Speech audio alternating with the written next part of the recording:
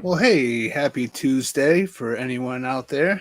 This is the Supernatural Syndicate, a sidearm of the Horror Syndicate on Facebook and YouTube, where the three of us talk about one of our favorite shows ever, Supernatural.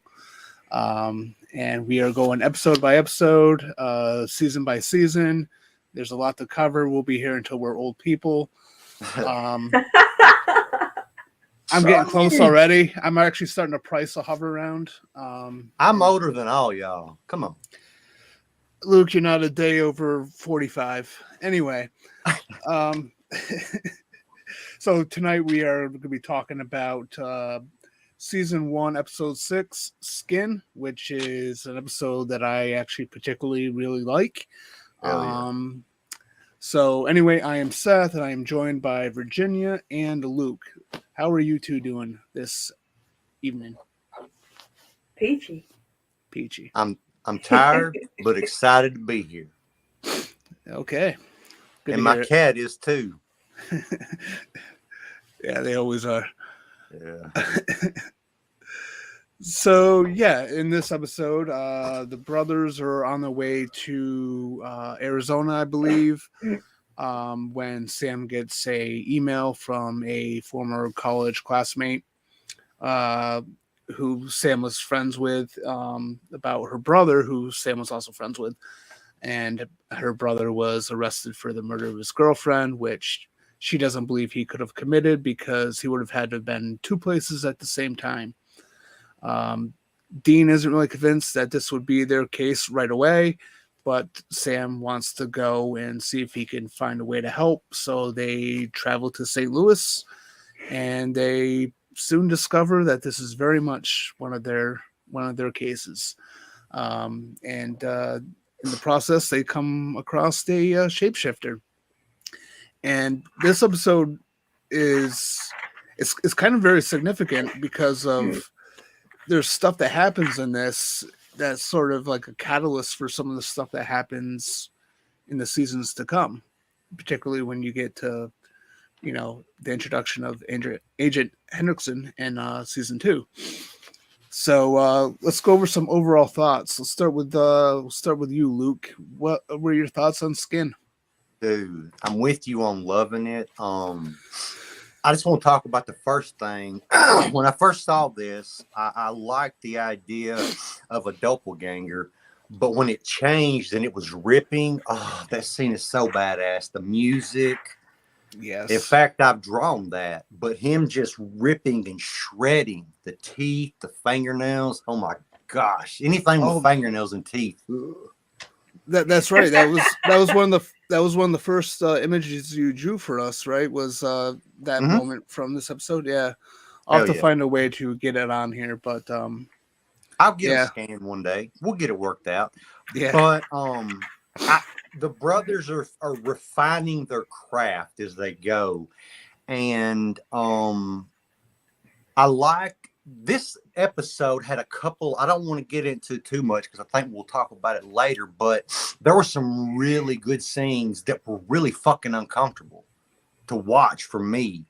Particular one at the end with Rebecca, or towards the end with Rebecca, and when she made the phone call and she's like, what the hell are you doing and who are you? Why did you do this and stuff? And there is no Dean Winchester and what was the Arizona town? Bisbee or something? Yeah. That was uncomfortable for me, but the other scene was extremely, but they were well acted, and it has to take trust for actors to do that, and I was just in it really good at that point, even after seeing it so many times. Again, the cinematography is killer on this first season. The second one, too. Right now, I'm on the 4th. And these first couple of seasons are so fucking good, y'all. Well, y'all know. I'm preaching to the choir, But overall, great episode, man. I did. It is definitely not the one with the kid in the water. I can't remember what it's called. Dead in the Water. Dead in the Water. It's not dead in the water. Virginia's favorite episode. Yeah. That's a She good wrote a segue. paper on it. It's a good segue. Here you go, Virginia. What are your thoughts on No. Skin? I love it. It's definitely one of the better episodes so far, besides episode 1. Yeah, the part where my eyes are watering like crazy. The part where the skinwalker is shedding the skin when he was like Dean, you can't not look at it. It's like it's really gross and you want to look at it, but at the same time you don't want to look at it. It's like I can't not look at it. But yeah, I thought it was really interesting, and I love how you kind of got the cold opening of it, because it starts out and you actually think that Dean's the bad guy. So I love how it got that kind of twist in it. So seeing it for the first time, it had you guessing to whether or not it was him going crazy or if it was somebody else. But overall, I definitely really, really liked this episode. I watched it like 4 times in the last week. Yep. So it's good enough to Me watch too. multiple times. Oh yeah. Yeah. I love the way that this episode starts off, like just the choice of the music. Of course, I watch this on Blu-ray. I don't watch it on Netflix unless I'm feeling Too. really, really lazy, like laying on the couch. Oh, it's too far, man. And, but so I don't know about the differences in the music, but the way it starts off in the original way that it was done, it was just a great choice. And then just that whole scene with the cops going through the whole house, you see the one chick all tied up and beaten up, and then they get to the cops come up on him, and he turns around and it's Dean, and he puts up his arm. It's just a really cool way to begin it. And of course then later on too, it's got that song by Filter, "Hey Man, Nice Shot," I believe, right? Which part? I am not touching that tonight. Which not part? touching What scene? It's a little bit later on. I think when the shifter turns into Dean again, or turns into Dean a little bit later on. Okay. I think I know what you're talking about. I'm not going to hum it out or nothing though. Why not? I'm Go not. ahead. I'm humless. Oh, come on. I got kicked by a donkey. That's my out every time. Can I talk about that opening scene though? Y'all, I forgot about that till y'all said it. I was like, oh yeah. But with y'all, the first time I saw that, okay, I was like, there's no way that this is Dean. What I wanted to know, how in the hell were we going to get to the explanation? But that is I love cold openings. The Last of Us had 2 great ones, and this is another example of that, getting your attention. Yeah. And then I like the story of it, where, Sam's kind of doing a favor for his connection to the real world. And there's that whole conversation in the beginning with Dean about having people in your life and, whether or not he should keep them in his life and, kind of lying to them about what they do, stuff like that. And again, the significance of this episode for what is to come, the whole thing with the shifter taking Dean's form, causing Dean to be wanted by the police and, eventually his death, just a really cool episode. Lots of great music choices. The effects are awesome, just the shift in itself is just so it's so cool the way it's done. And I've kind of like missed that type of stuff. Like as the show has gone on, it's just very like gross and dark and just awesome. So those are my overall thoughts. I really dig this episode.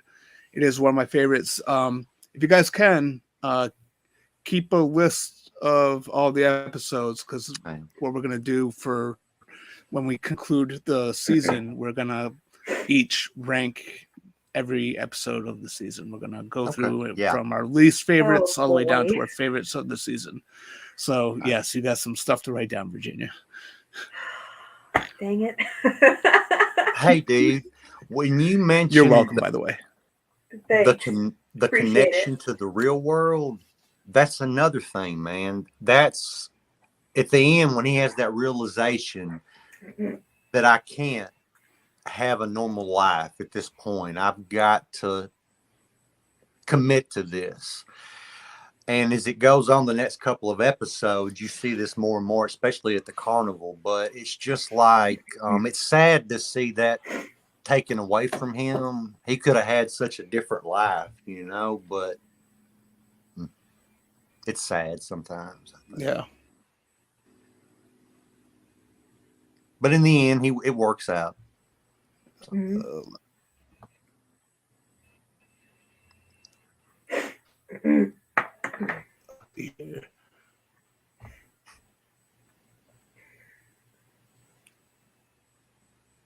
Season George, 1, we are episode talking 6. about season 1, episode 6, Skin. Yep. Skin, the first shifter episode. I got behind on the comments. I'm sorry. Slacker. Idiot. Yeah, shocker, right? I've been an idiot all my life. And thank you for joining us, George. Yeah. What do you think of the episode, George? Let us know. Is it one of your favorites? Is it one of your least favorites? What are your overall thoughts on the episode? Let us know, and I will put it up here on the screen. Hell yeah, George. Isaiah, you got him here.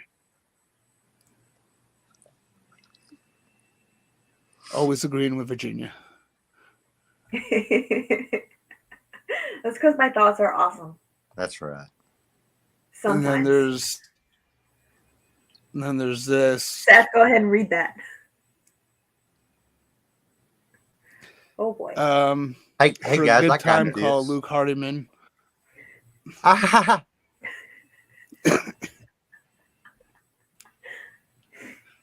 Yeah.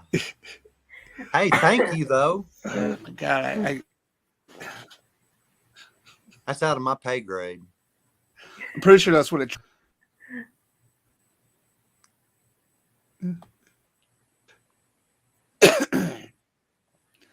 All right.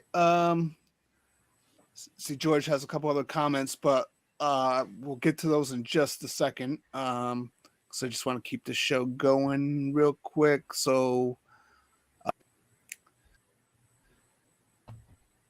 let's move on to favorite scene or moment. We'll start with Luke. All right. Okay. I've watched this thing about 4 or 5 times. I had it on earlier, listening to it while I was drawing, and then I watched it again. And I like the scene where it happens right after the call from Rebecca that I was talking about earlier, where she's like, "You're crazy. Your brother's not a cop. Don't ever call me again." That had to be real hard for him. And then Dean's like, "Dude, I'm sorry. I fucking told you." And that whole scene, even though it's not, there's a lot, I think, cooler scenes in this episode. Anything that has to do with the brothers at this early stage, I really dig. And I like that episode. Yeah. So that's my favorite scene. Besides the one where he's ripping his stuff off. But the teeth and the nails, it takes it down a notch for me. Yeah. Heebie-jeebies. Yeah. What But about yeah, you, Virginia? What's your favorite scene or moment? Oh, sorry, I didn't know Luke was done. No, you're good, man. I was just going to ramble. It's all right. We love the ramble. So go ahead, Virginia. My favorite being where they're trying to figure out where the car is after the shapeshifter took it. And Dean is like spazzing out, and he's like, the thought of him driving my car. And Sam's like trying to mellow him out. He's like, "Come on, let's go." And Dean's like, it's killing me. I love that scene because every time I see it, it makes me laugh so hard because I love his reaction because he loves that car so damn much. Jensen is fabulous. He is so good. He is just great. He's fantastic. He's great in The Boys too. I'm happy for him. I haven't watched that yet. I've only seen a little bit, but what I've seen and read about, it's really cool, and I'm happy for him. Truly. Yeah. Wow. There's a lot of good scenes in this. I mean, I could say, you know, just the shifting scene in general. I also really like you know, the scene where kind of Sam kind of catches on to the fact that it's not his brother when they're at the car. Yeah.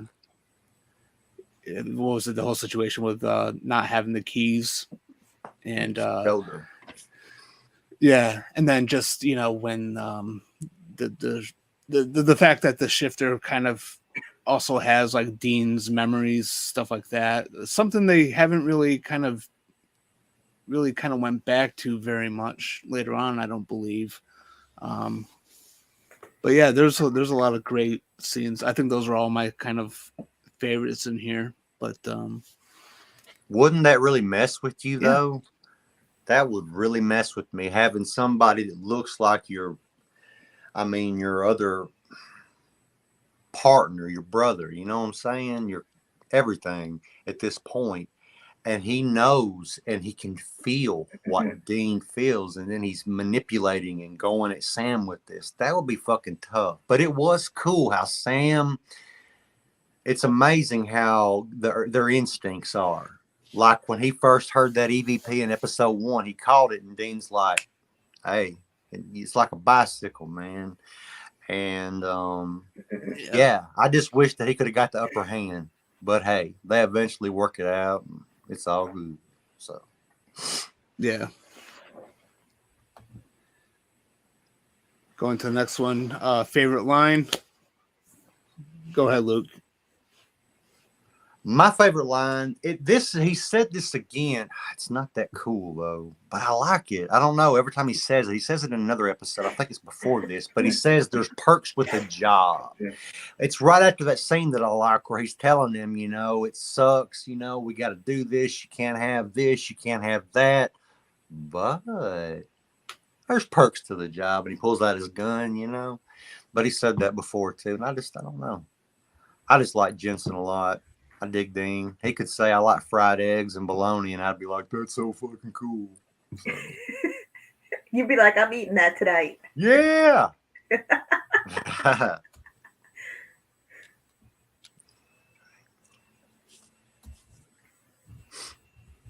But that's it. Yeah.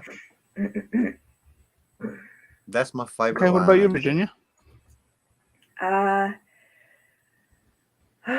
I would have to go with when the the picture of him starts showing on the news when he's wanted, and Dean like spazzes out when he sees it, and he's like, man, that's not even a good picture of me. And then he walks away and he's all pouty and he's like, man. I love that because I love seeing his reaction to stuff when he like reacts to stuff, because you really get to see like a part of him that you don't usually get to see, because usually he's such a badass, and then you get these moments where you see him like acting like a 3-year-old. It always makes me laugh. Yeah. Oh, I love that. Yeah. I like the dialogue kind of towards the end where, you know, Sam notices a look on Dean's face and he asks him what, and he's like, it's too bad I'm going to miss my funeral or something like that. I think that's my favorite line in it. So I like the fact that like Dean's whole takeaway of the whole thing is like, oh shit, I can't even attend my own funeral. Not really knowing that, you know, this is going to come back to bite him. Yeah. But do you guys have any other thoughts on this before we move on to Virginia's segment?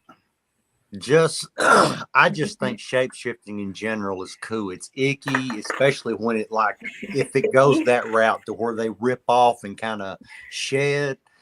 That's gross as fuck to me, but it's intriguing. Changing from one being to another to me, it's got to be painful. I don't know. It fascinated me. The stories about it. I don't know. I'm crazy, so weird. A little bit. A little bit. Just a little bit. Not you. No. Not you. No way, Luke. No. No. Red Yeah, button elephant. a lot. It's cool though. All right. Well, let's on with Virginia and her trivia. What do you have? So trivia or behind the scenes or whatever for this episode. Well, there's a couple things.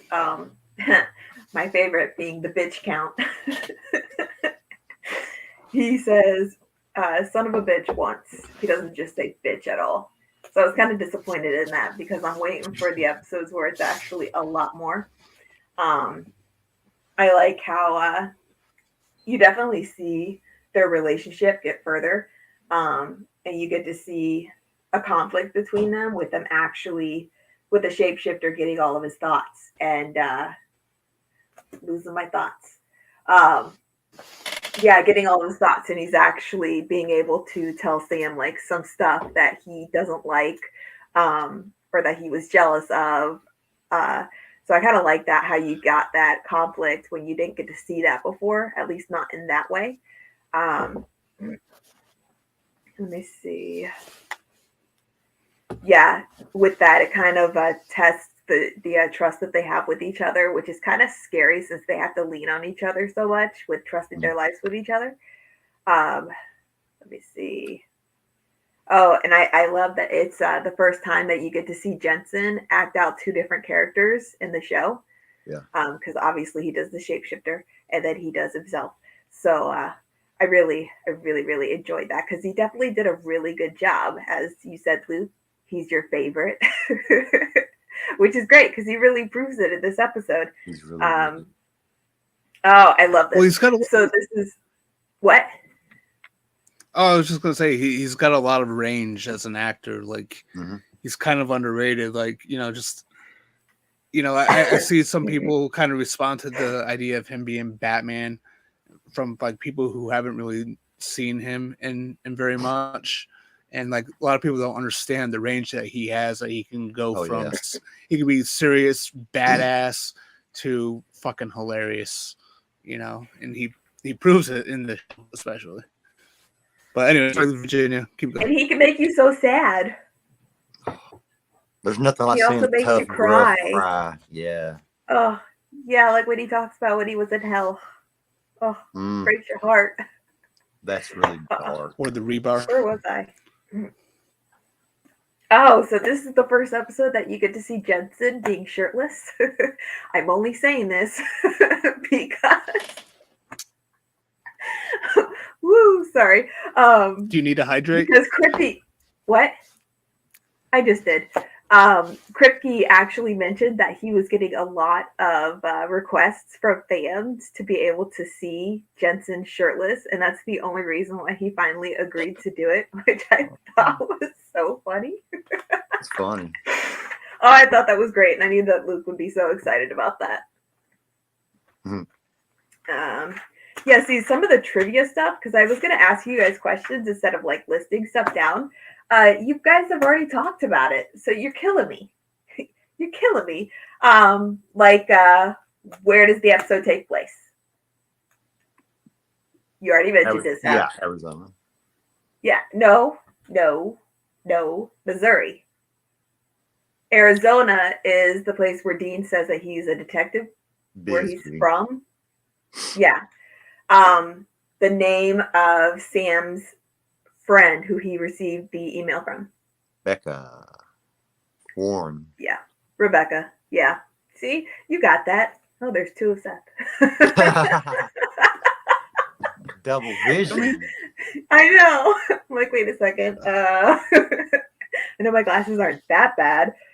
One's me, one's a shifter. Oh. Hmm? Yes. Oh my gosh, that's great. You should have kept that for the whole episode. That would have been crazy. That would have been so great. I didn't even know what was happening. Like I lost connection. Oh, you did it on purpose. Don't lie. Yeah. Just so you guys know, I have a delay now. Shame on you. How much is it? Like, I don't know. I'll have to count, but like, this happens all the time on the regular show that we do on the Horror Syndicate. I'll get kicked out of it, and I'll come back on, and then I'll have a delay. So I do apologize if I talk over you. I'll try to shut my fucking mouth now. All right, continue, Virginia.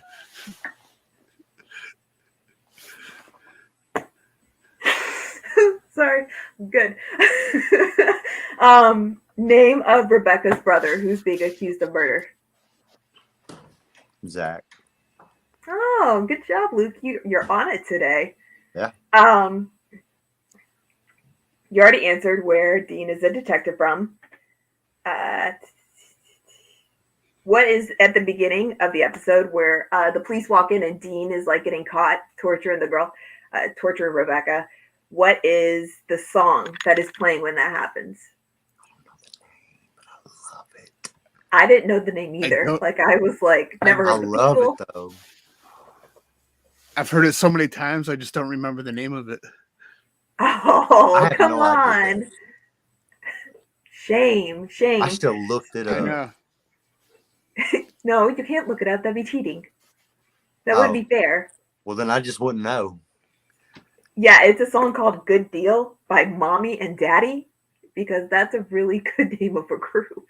Mommy and Daddy. Like, wow. Yeah, it was over my head. I was like, all right, but I love the song. So I kept on listening to it. What does Sam notice when he's watching the security tape? What does he notice about Zach that actually gives away that he's, yes. Man, see, Luke? You got all of them so far. Except for where it is. Yes, and the song. Seth. What convinces Dean that it is, in fact, their kind of problem? Damn it, I know. He says it's because he says, is this our kind of problem? And Dean says no, but he really means yes. But something happens before that makes him, and I'm drawing a big blank. But I remember something happens after that made him realize that it was their kind of problem. Let's see. Yeah, there was another murder of a guy who would have been two places at the same time. There's one guy I felt, but the business guy, can you imagine, man, coming in and your better half thinking you just traumatized them and damn near killed that? I meant to talk about that earlier, dude. That character, dude, he got a shitty end of the deal. So did the woman. Oh, this one is an easy one. How do you kill a shapeshifter? Silver bullet through the heart. Nice. Yeah. Oh, you guys already talked about this one. How Rebecca finds out that Dean is not a cop. Mm-hmm.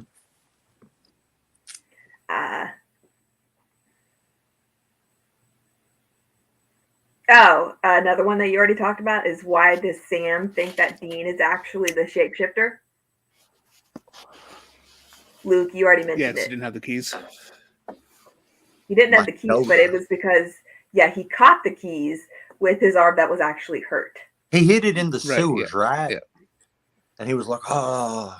See, Sam he got hit by the shapeshifter or something. Yeah. Sam catches that shit, man. Okay, here's one. What are some of the things that shapeshifter Dean tells Sam when Sam's tied up in the sewer? What are some of the things that he says? He talks him about how Dean's jealous of him, how he didn't get a chance, and Sam basically ran and Dean's the one that's always kind of, he's very loyal to his father. I mean, he doesn't talk about that, I don't think, but yeah, that's the main thing. And Sam is a really good guy because he knows that, I think, deep down, but their bond is so as it is that even that they work through it, even when they fight. I got off topic, so I'm going to stop. Yeah, it makes sense. Seth, got any more? No? Come on, dude, you're killing me. No, like you said, the whole jealousy thing, because Sam got to go to college. The whole thing with how he doesn't like the fact that everyone left him, that Sam left him. What? I'm trying not to speak a lot because of my delay. So that's why I'm trying to be a little silent while you're doing this trivia thing. I don't want you to be silent. I don't want to keep cutting you off. Well, I can shut up too. It's fine. I don't mind. No, continue. Oh, so how he was really sad about that. Everybody leaves him. Sam left, and then his dad left. So he hates that part. And then the last thing that he really complains about is the fact that he was not able to follow his own dreams that he had. Yeah. Let me see. Had to give him up. Yes. When Shapeshifter Dean tells Rebecca about shapeshifters, what does she say that she thinks it is? Like, what's her comment about them?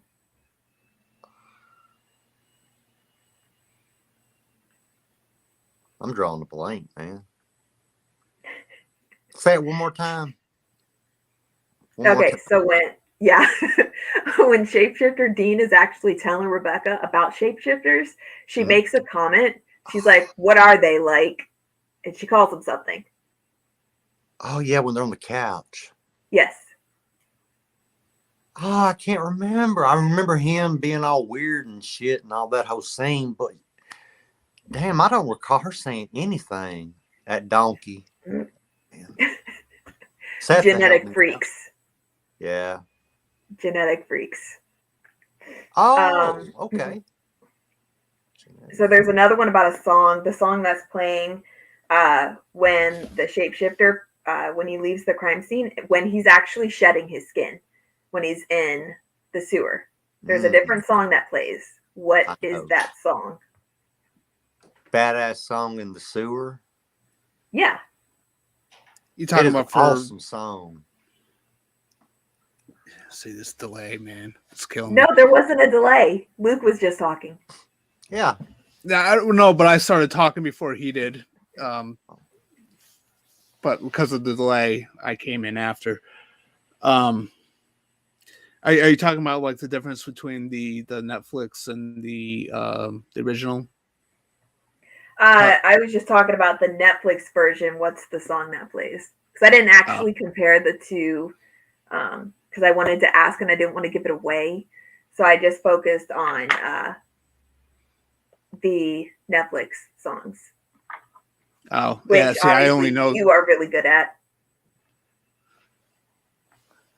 I only know the original because I don't really watch it on Netflix very often. So, what played in the original then?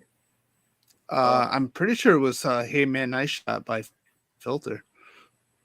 It's a badass song. I'm a Blu-ray one guy that, myself. Right? I'm not. I'm a slacker. I just stick with Netflix because it's right there and I could just. Oh yeah, I got it. Play it. I'm good. Convenient.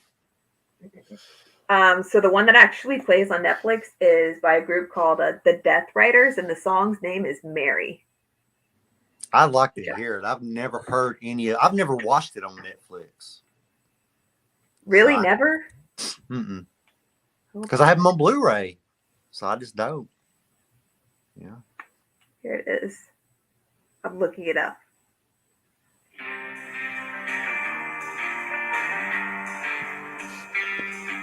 Don't get that look on your face.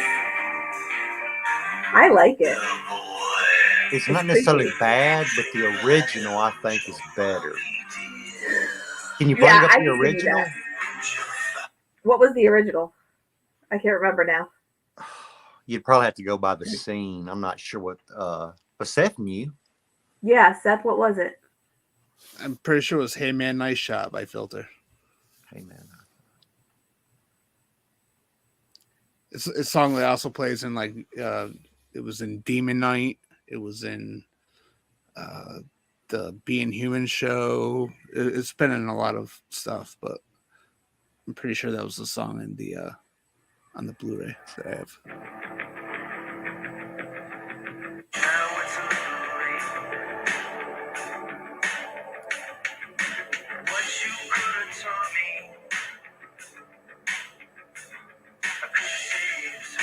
Is that it? It picks up in a minute. Yeah. Luke's so It confused. does pick up. No, I could tell when he. It is. It's good. I definitely did not know that one. Yeah. That's a cool title and band name too. Filter. That's pretty cool. Yeah, I agree. It's pretty much like that's pretty much like the only song I like from them.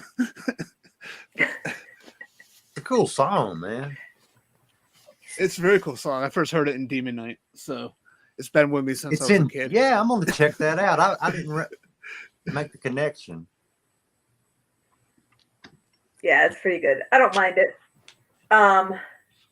When Sam and Dean find the car, what happens? Which is a really easy one.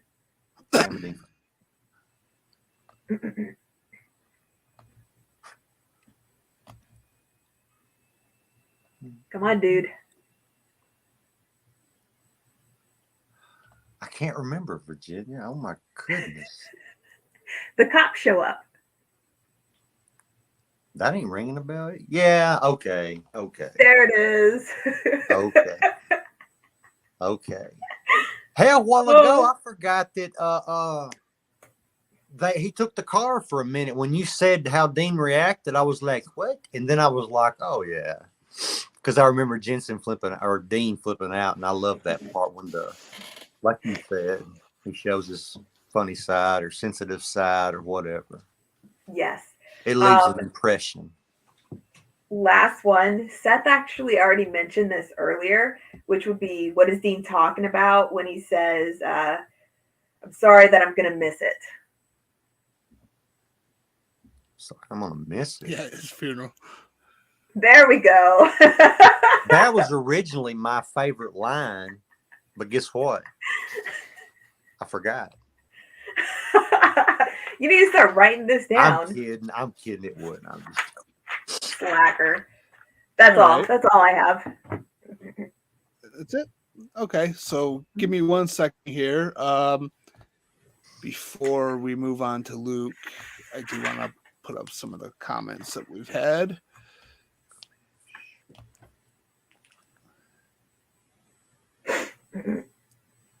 What the hell? Miss my funeral.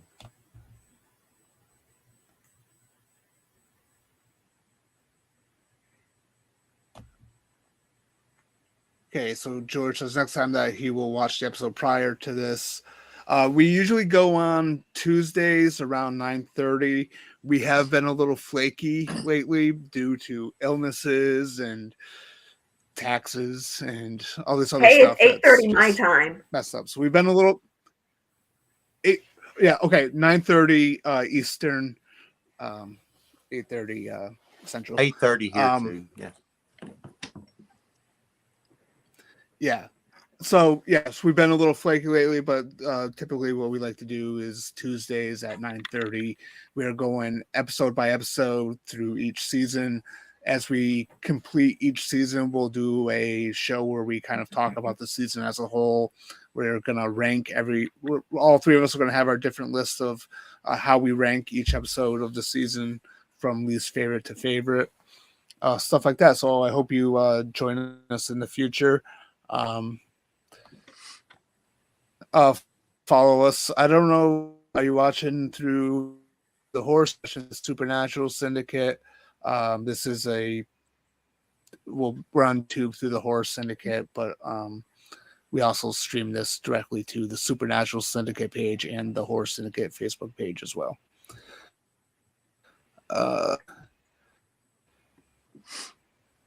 Then George has not noticed the delay. Well, that's good. I can't. It's just weird on my end.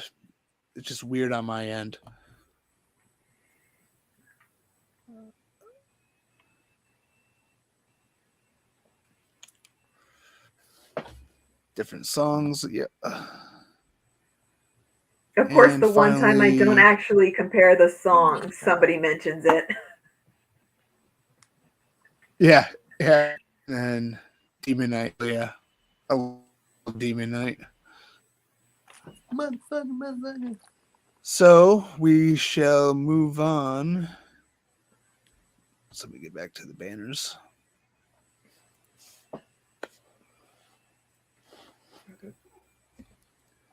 So anyway, we are going to be moving on to Luke and here, where he talks about the lore behind creatures.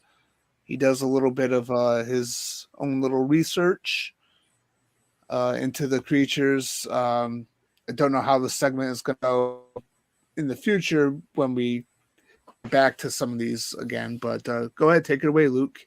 What do you have on shapeshifters? Yes, sir. Okay, so there's like a theme with a lot of these that they chose in the beginning. They're well-established legends, folklore.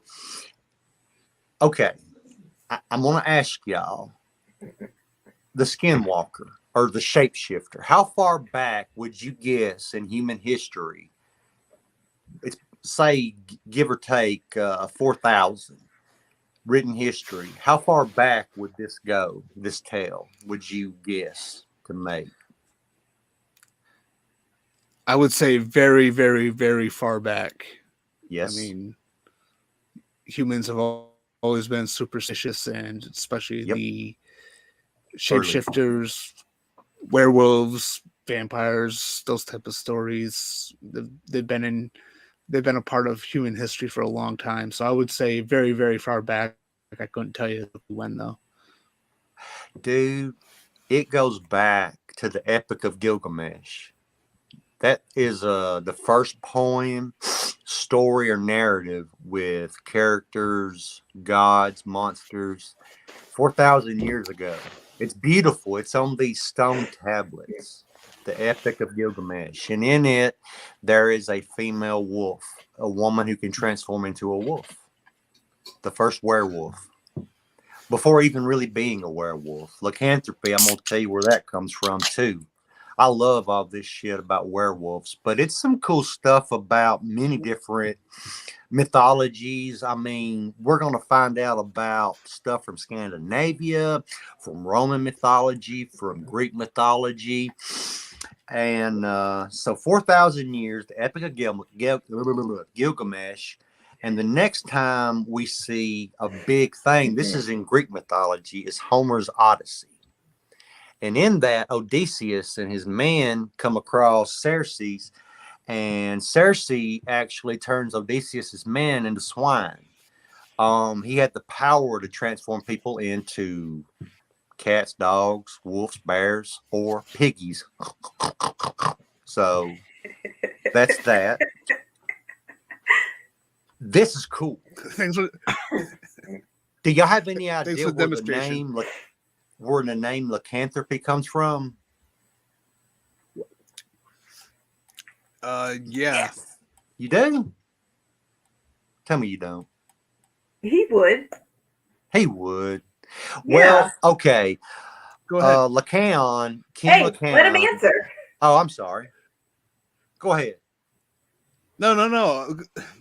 You go ahead. I know the answer. I know werewolves pretty good. I know I've studied this. So go ahead and tell people. All right. This is Greek, okay? And it deals with Zeus and Lycaon, King Lycaon of Arcadia. This thing, he was not a very good dude, but he wanted to test if Zeus was all knowing.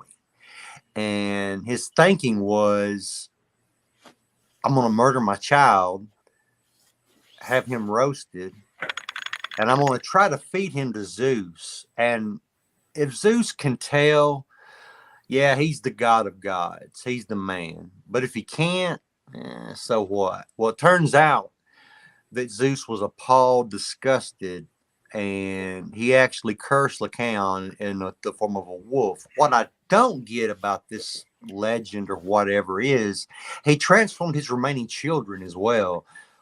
Do you know why that is, Seth? Like, I don't get that. Why would he change the other children into wolves too? Maybe to end the seed? I don't know. But, yeah. Yeah, I'm not sure.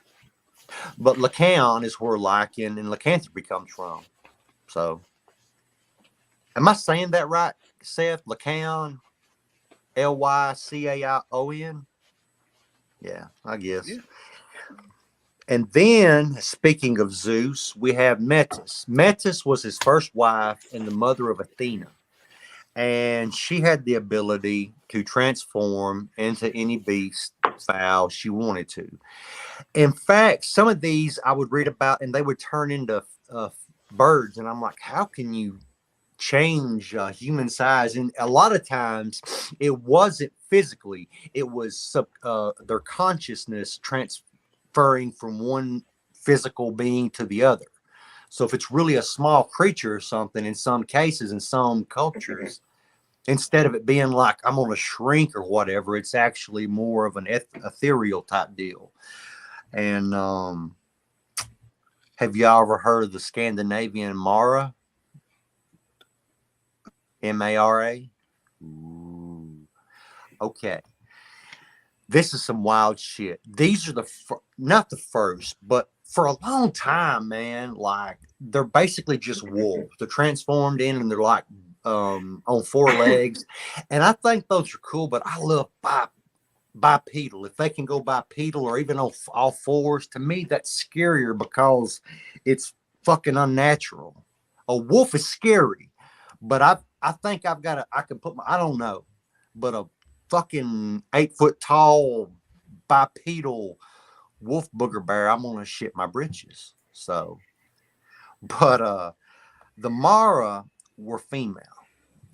They were vicious, fierce werewolf, and they had this weird ritual to where they wanted to avoid pain in childbirth, but there was this ritual they could do to where they would birth a child, and I'm guessing they would feel pain then. I don't know. It didn't specify. But they would take the amniotic sac and they would stretch it across 4 sticks, stretch it out like a tarp, crawl underneath it at midnight on a full moon, and they will not feel pain in childbirth again. But their sons will be cursed to be shaman. Ooh, big deal. But the females, the daughters, would be cursed to be werewolves. Again, women are dangerous, so they're like, we're going to put the shit on the women. The dudes, oh, they'll be medicine men and shit. It's fair. That's yeah. messed up. Well, actually, they become badass werewolf warriors and creatures that feast on all kinds of things and people and shit. So it's pretty cool. I didn't know about them. And I thought that whole deal about the birth sac and everything, I was like, that's some weird shit. That's Scandinavia for you. Hey, not hating on Scandinavia. I think it's fucking cool. Another thing that I found a little interesting, I had heard of Romulus and Remus. I had never heard of Lupa.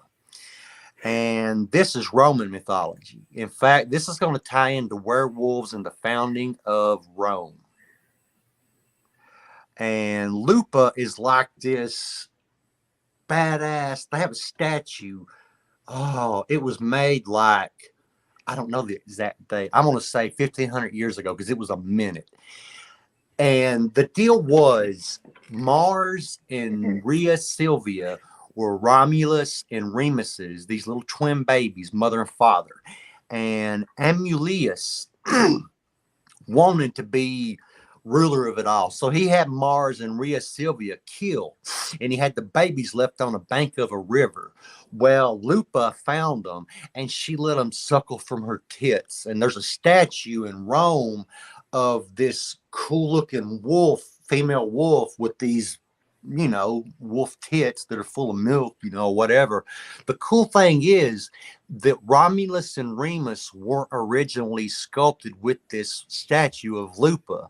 They were added like 500 to 600, maybe 800 years later. There's some inconsistency in the archaeological type evidence they're putting together, or whatever you want to call it. That's not the right terminology, but I just thought that was cool that the legend is older than the statue. But why didn't they build it together? I don't know. Well, anyway, in the story, Romulus and Remus grow up and become fierce warriors, and Amulius is eventually killed, but Romulus winds up killing Remus.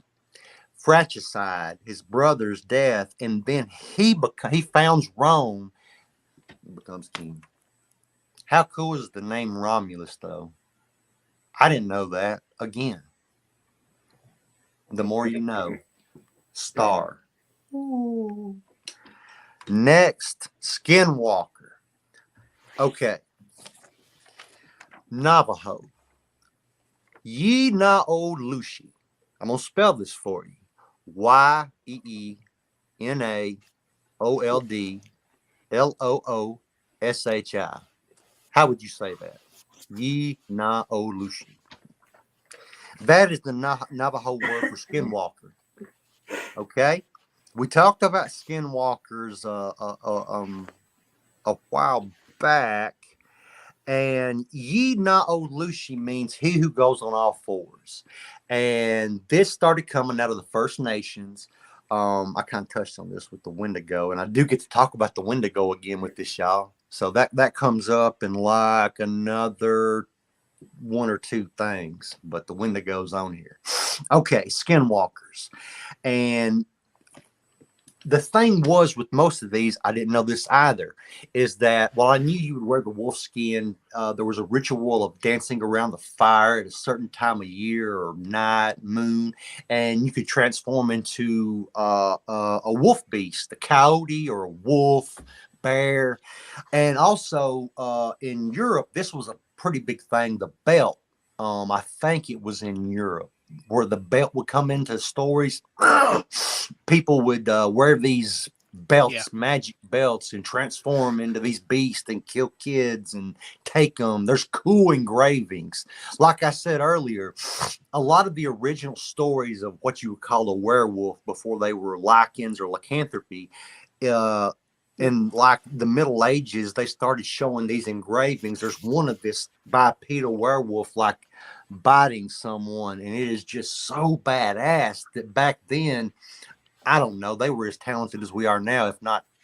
And I'm like, I can't believe how detailed it is. But anyway, Skinwalker, they wear the fur. Another thing, a hot spot were skinwalkers, and I did find a video that I watched, and it looks weird. It's this black figure that looks like some kind of cat type creature.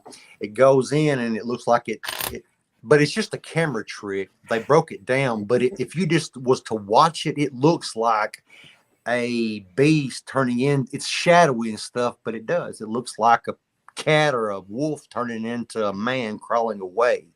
But Skinwalker Ranch is like a hotbed for tales of this shit. Not only skinwalkers, but aliens, UFOs, ghosts, everything. And skinwalkers in a lot of the Navajo and Native American stories, they're former medicine men. And Seth, this is cool. The Sith are okay. There's this kind of running theme with like the medicine man who were like these sages and these not knights, but they're these all-knowing and benevolent beings that help and all this shit. Well, somewhere along the way they get twisted by the dark side, and it's kind of like a analogy or a metaphor for the Sith in their the the yin and yang of all that. I can't remember exactly. I just wrote Star Wars. Trying to remember. But it's cool. I mean, I fucked it up, but if you want to later, you can look it up. It was really cool. The medicine man aspect. It was in an article in Forbes, I think, or it might have been it. I can't remember. But the Wendigo. Okay. I'm going to try to redeem myself on the Wendigo because that night I was like, what's up? But Wendigo Algonquin tribes are the first ones in North America to speak of it. Now, okay, we westernized the Wendigo or Americanized it, which I think is cooler looking. But Supernatural went with the original look of it, where it's emaciated, hairless, more humanoid, but it had that look about it. It was a fucking monster. It looked a lot like the Wendigo in Until Dawn, that game I was telling you about earlier. Pretty cool shit. But a lot of modern Wendigo stories, let's say the last, 50 years, they started growing antlers and becoming more beast-like, bigger, and freezing so hot it was cold in their chest. They would have a chest, sometimes it was fire, sometimes it was ice, but it was always so either hot it would burn, freeze, or vice versa. And I rewatched Antlers the other day, and I dig that movie. It's I'm not going to tell you what kind it is. I don't want to spoil it, but it is a really good. Wait, which one is that? It was familiar. The one Guillermo del Toro produced, I think, or executive produced. It was supposed to come out several years ago, and I think COVID fucked it up or something messed it up. But it finally got released a couple of years later, which has been maybe a year or so ago. I don't know exactly, but it's so good. I can't remember the actress. Is that the one with the campers? I can't remember. I'm getting it mixed up. This one's about a little boy. His daddy's sick. His daddy gets really sick, and his little brother gets really sick. And he's like 7, 8. And he's got to do shit no child should have to do. It's fucking crazy. But there is a monster. It ain't like a lot of, I hate it. I like it like Wolf of Snow Creek.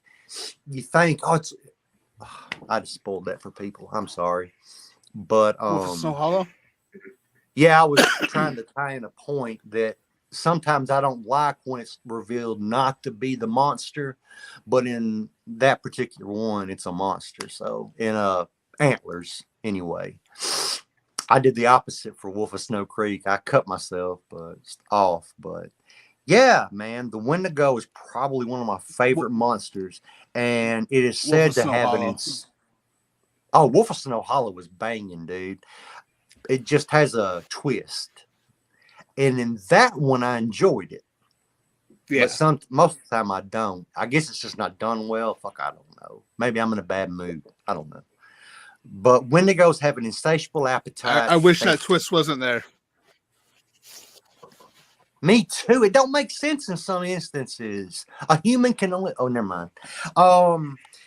Wendigos have an insatiable appetite, but not only is it a crave, like if you consume human flesh, you will be taken with the Wendigo. This legend comes from the hard winters. People would resort to cannibalism, and they had to try to come up with a way to keep children in line, which a lot of legends and lore does, or try to forgot what I was going to say, so I'm going to go on. Wendigos. All right. The last thing I'm going to talk about are these dwarves. This is Native American too. Legend. Cannibal dwarves that turn into werewolf-like creatures of the Great Plains. Okay. I'm going to spell this. Hecesiitii.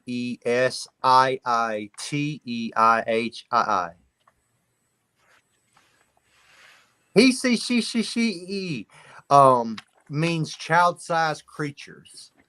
And they were these small, like supposedly 3 foot tall, and they lived in a certain area. For some reason, historians believe they told these stories for some reason to keep people away from certain areas. I can't remember if it was to protect them but a lot of these stories were to control people or to keep them away from certain areas. It would give them fear. Like, I know what I was going to talk about the Wendigo. It was a story to try to knock against eating your fellow human. I mean, it's counterproductive to eat your own fucking species. I mean, and if you eat certain parts of the brain long enough, you will go insane. It is nature's way of culling out anti-productive beings, if you will. You can't consume your own species long term and survive. So I thought that was cool. It's some part of the brain. That's why a lot of the tribes that do it, if they eat certain parts of the brain, they get all these weird diseases and stuff, and they go crazy and die. It's not good to eat your own kind. But the heresy, child-sized creature, Seth, that is the last cannibal. The cannibal dwarves of the Great Plains are the last shapeshifters. I picked that one because I have never heard of the Great Plains cannibal dwarves that could transform into child-sized creatures. I said werewolves a while ago. I misspoke. Creatures. Any questions? I talk fast. I try to slow down. No, but I love it. Did it make any sense? Because it seems like to me, I'm just talking like I talk, and I'm like, you don't stop and think. Can people understand this shit? You know what I mean? Well, that's why you're explaining it. That's the problem. Therein lies the problem. Am I explaining? I might be trying to explain it. Comprehension might be, they might be like, what the fuck's this guy talking about? But anyway, probably what my favorite one out of all of these shapeshifter legends, I thought the Epic of Gilgamesh was cool. I had heard about that from Uncharted: The Lost Legacy, the Tusk of Gilgamesh 2, and just reading about it and finding out some of the cool details that tied into that game was cool because I love that game series and I love history. So it was really interesting to find that far back people were talking about. Oh, good job. Thanks, Elvis.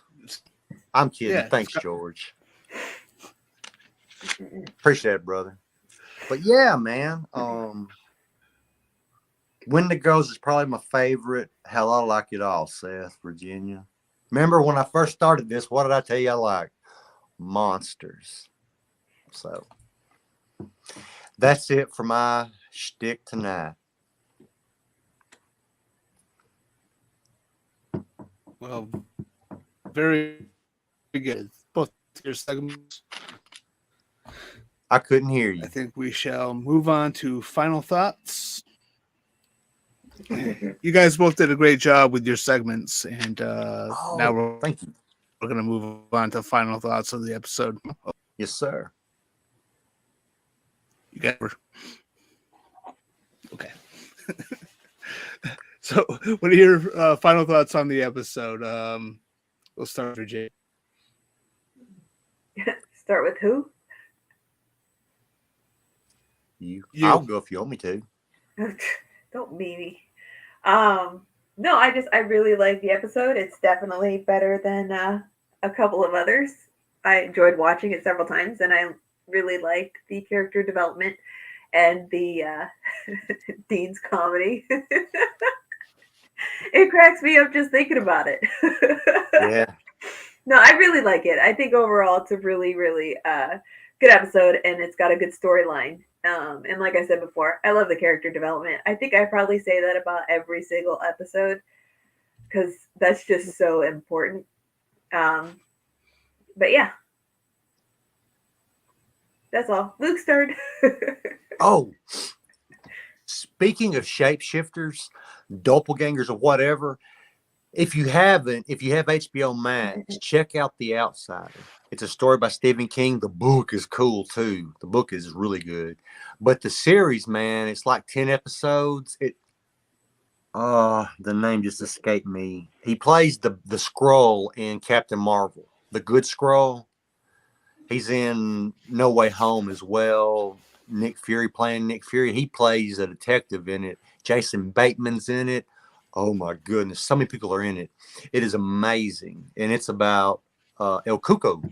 It's a ancient legend of a shapeshifter in a small southern town, terrorizing people. But it's done so well and so eloquently that me and Matt, I've watched it before, but it's been a minute and watched it with him, and he was just mesmerized. So check it out. Oh, but as far as Supernatural, the episode, this is probably my favorite episode after the pilot. The music, like the beginning, that we talked about it, the build up, it just kicks into this crazy, like, what the hell's going on? When I first saw it, I was like, did I miss something? Because there was a cold open, and I was thinking, wait a minute, did I miss something last week? What the hell's going on? And then it digs into Dean, and it's like, holy shit. And that was the whole hook. I was like, how are they going to do this? And not only did they tie back and loop that up, there was character development. I love it. Like I said, it is so sad when you have to give up your dreams. And Dean did it first. And then Sam's like, you know what? This is what we're supposed to do right now. And he seemed okay with it at that time. You know what I'm saying? I don't know. I really like this part in the series as a whole. These several first couple episodes, but it's a killer episode with some good music, some good effects. The fingernails and the teethies. Yeah.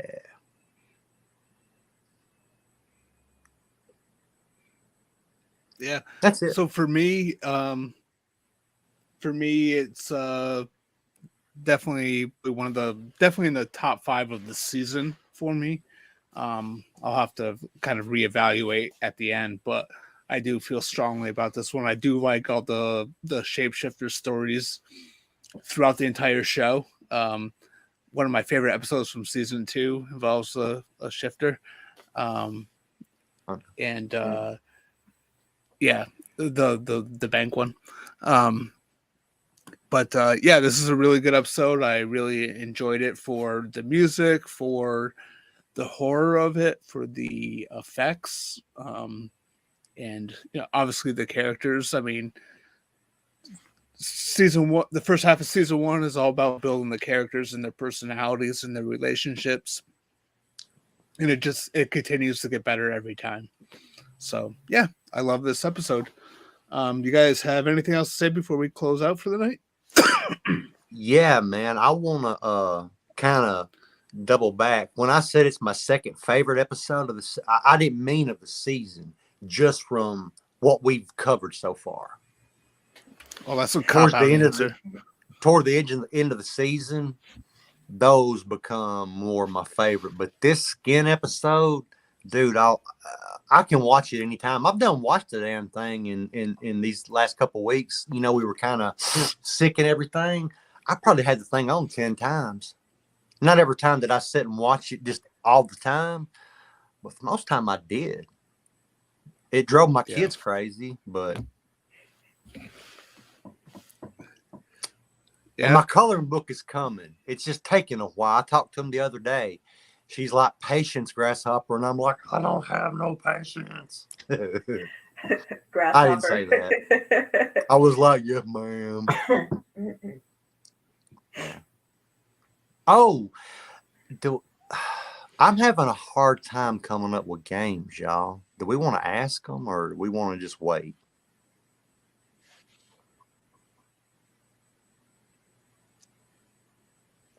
I don't know. We'll talk. Gotcha. We'll talk after the show. Gotcha. Yeah. What are we talking about? We are trying to find ways. Well, we're trying to find ways to kind of improve the show, make it more interactive for people, to make people be like, hey, these guys are all right. And yeah, so we're just trying to figure out ways to improve the show. So hopefully we'll have some changes with the formatting and shit like that. But anyway, I think we shall call it a night. Thank you to watched, to the people who gave this a reaction. Thank you to George. I'm glad you're here. Thank you to Jeremy for commenting. To the horror man Isaiah, and anyone else who may watch this after. Thank you for checking us out. We will be back next week. Hopefully, next week, as long as nothing is gonna interfere with that. It's Tuesday, 9:30 Eastern time. We will be talking about episode of season 1, and that's another one I actually do like. So that'll be kind of a fun one to talk about. So yeah. Oh yeah. Good. Yeah, I mean, as we get closer to like, I think once we get around to like the halfway, now we're gonna get to episodes that are gonna really be really good. Though we still coming up, which is Virginia's favorite. She's actually gonna host that one. Hi,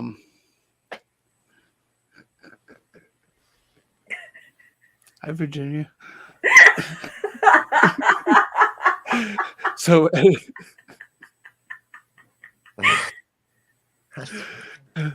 I hope everyone has a good night. We will see you next Tuesday.